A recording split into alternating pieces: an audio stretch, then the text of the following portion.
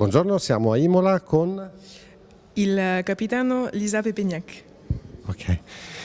E siete qui in funzione di questa emergenza, cosa ci racconti di questa emergenza?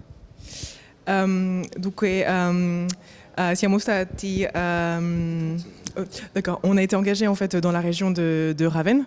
Donc on a un module de grande capacité de pompage. Donc ça faisait 41 personnels, à la fois essentiellement en fait des militaires et 6 personnels civils qui étaient les techniciens et qui ont mis en œuvre les pompes. In questo contesto internazionale, purtroppo in occasione di questa tragedia che ha colpito la nostra regione, come vi siete trovati e come avete trovato l'organizzazione in generale? Alors du coup, on est quand même assez habitué à répondre, à être engagé sous mandat européen. Donc en fait, on a quand même l'habitude de collaborer avec les autres nations.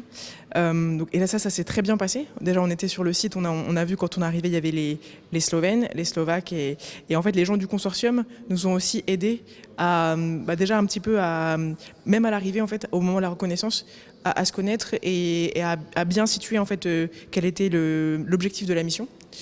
On a eu de la coordination européenne aussi et on a eu la chance d'avoir aussi un officier de liaison italien. Donc c'était très bien et surtout l'accueil de la Croix-Rouge aussi particulièrement attentif à nos besoins.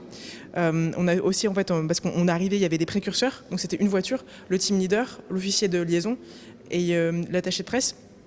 Et en fait, on a pu attendre les autres au circuit d'Imola. Donc on a toute notre âme qui a pu stationner là-bas et ils sont ensuite venus ici, donc c'était parfait.